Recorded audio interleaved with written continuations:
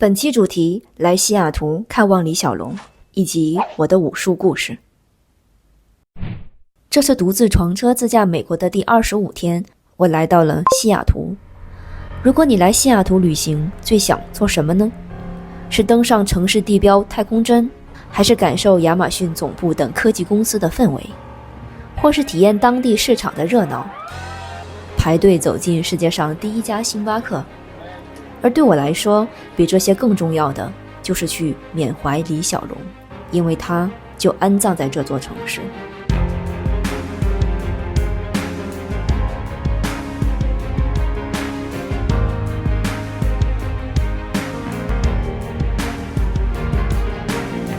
李小龙的传奇人生和辉煌成就，也许人们早已耳熟能详。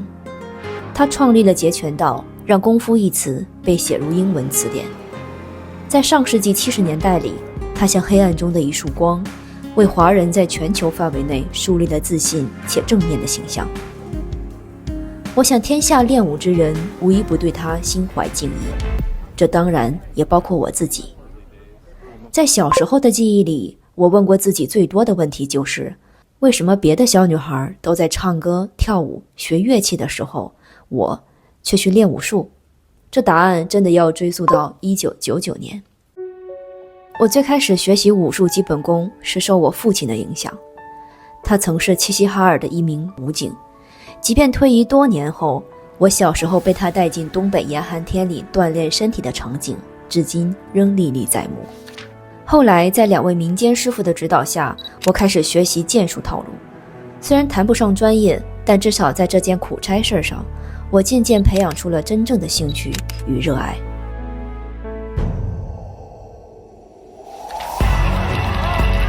后来在大学期间的社团活动中，我也摸索着组织了校园里的第一场武术表演。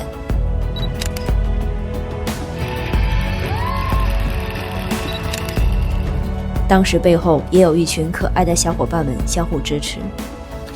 再后来留学芝加哥期间，我在当地海外华人的春节活动中演出，为异国他乡里的中国节庆增添了一份传统色彩。随后借助少林功夫的影响，我尝试向国际学生介绍中国武术，这也一度加深了外国人对中国人都会武术的幽默误解。接着2020年的疫情开始，无处可去的我一头扎进了芝加哥的一家武馆。我发现挥汗如雨的训练竟能一扫那时笼罩在人们心中的阴霾。与同道好友的深夜练习，那是因共同热爱而生的一种纯粹的快乐共享。当时跟着武馆专业师傅学习搏击、武当扇、精进剑术，即便是在疫情期间的表演，反而更加充满执着和热情。也就是在那段时间，我开始了千游阁主这个频道，所以你会发现我最早的视频都是一些练武的日常。因为同时热爱武术和旅行，所以这个频道取名为武术 Traveler。 反观李小龙，他既是武术家也是哲学家，这一点在我看来也很好理解，因为武术强壮的不仅是外在筋骨，更是练就内在的心境。他锤炼着人们勇于挑战、坚持不懈的品质，它更是一种能量的传递。我这样一个普通业余练武的人，都能因热爱而聚集志同道合的朋友，更何况功夫巨星李小龙，他所散发的能量，因功夫带来的身心改变，早已跨越语言与国界，影响着全世界的人们。所以即便这些年过去了，人们依然说他似乎从未真正离开过，因为他的精神和能量一直都在。 I said, empty your mind. Be formless, shapeless, like water. Now you put water into a cup, it becomes the cup. You put water into a bottle, it becomes the bottle. You put it in a teapot, it becomes the teapot. Now water can flow or it can crash. Be water, my friend. Like that, you see? Oh, I see. I get the idea. 还第一次开车进墓地，有点奇怪。今天我来到了一个非常特别的地方，这里是西雅图的湖景公墓，也是李小龙安葬的地方。今天有很多人来看望他，我觉得来西雅图什么都可以不看，但是唯有李小龙，我必须来看他。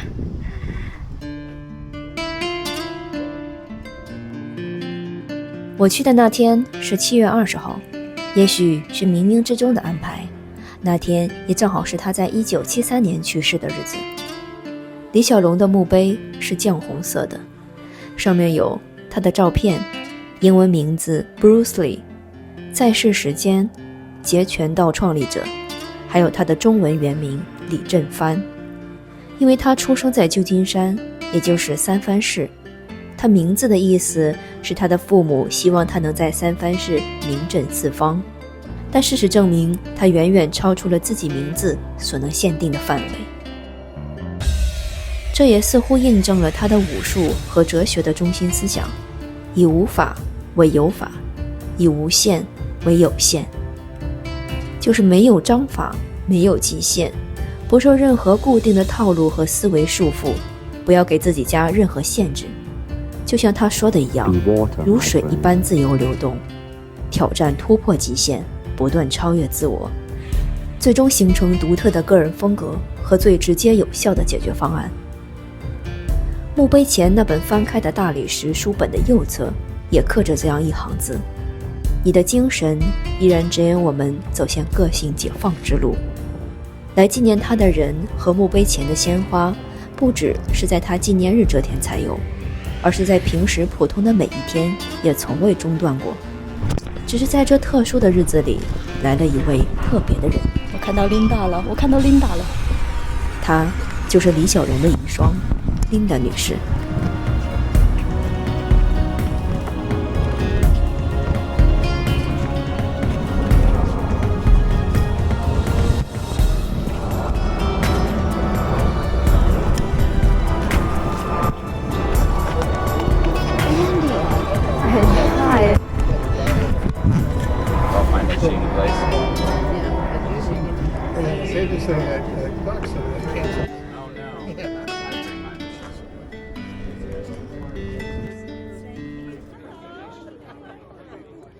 Linda Emery， 在1963年，19岁的她与23岁的李小龙正是在就读华盛顿大学时期相遇。后来，她成为了李小龙在西雅图武馆的学生，1年后成为了他的妻子，两人便安家在西雅图。这也是为什么李小龙最后会安葬在西雅图的原因。当时他们跨种族的婚姻并不常见，尤其是在华裔还在遭受歧视的20世纪60年代。尽管面临各种挑战，琳达始终坚定地在李小龙的事业和个人生活中都给予着全力的支持。之后，她随李小龙搬到了洛杉矶，后来又到中国香港生活，直到他们结婚的9年后，李小龙在香港去世。之后，他也曾参演过李小龙相关的影视作品，致力于推广李小龙的武术哲学、截拳道以及他的著作，或是以志愿者的身份出席在相关的活动中。如今近80岁的他依然神采矍铄，气质温和，很难想象他曾经也是历经坎坷之人。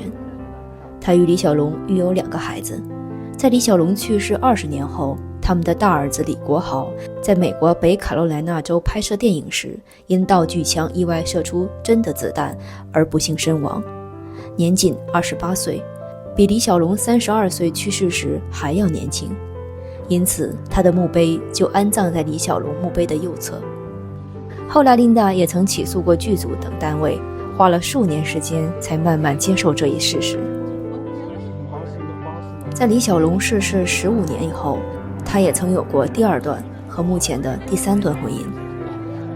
时隔30年，如今在面对前来祭拜的，无论是相熟的人还是陌生人，他依然待人和蔼，谦和有礼，耐心地与人合影交谈，那份平静与坚韧，不由得让人心生敬意。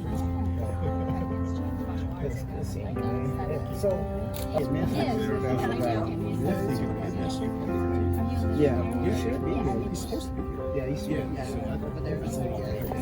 Not that professional. I'm just kidding. Okay.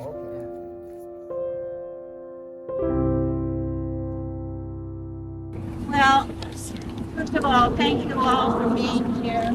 It touches my heart. Bruce entered the hearts and minds of people all over the world through his words and his actions. That's why we honor Bruce today.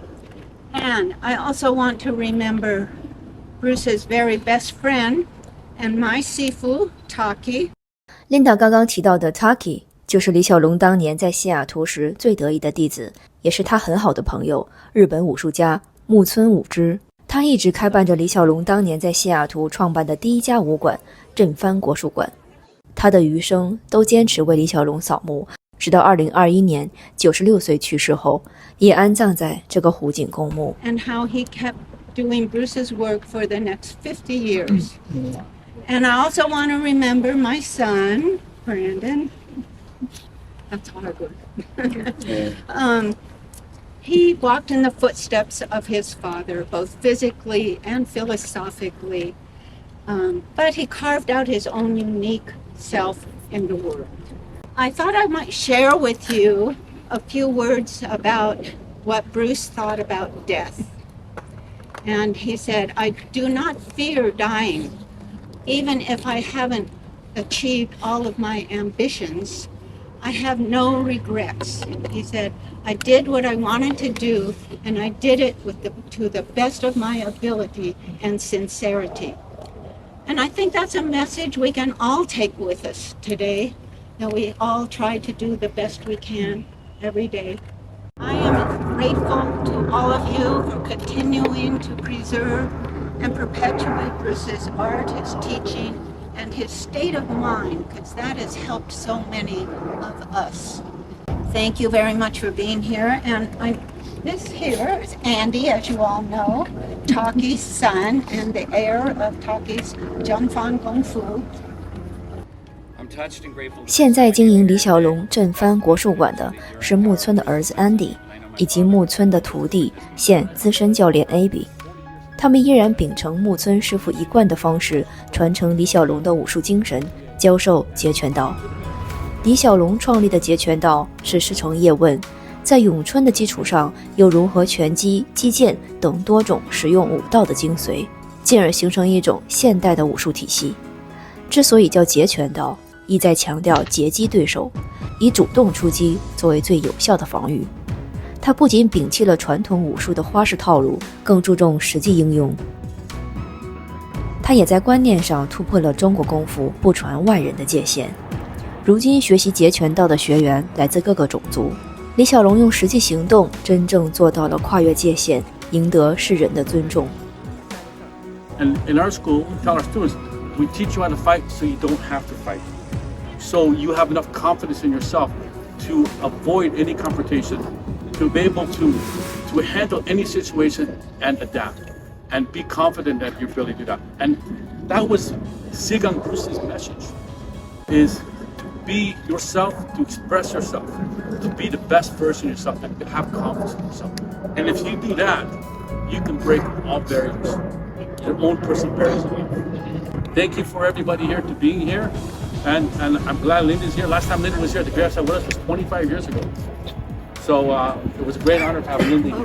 I have been here more than that.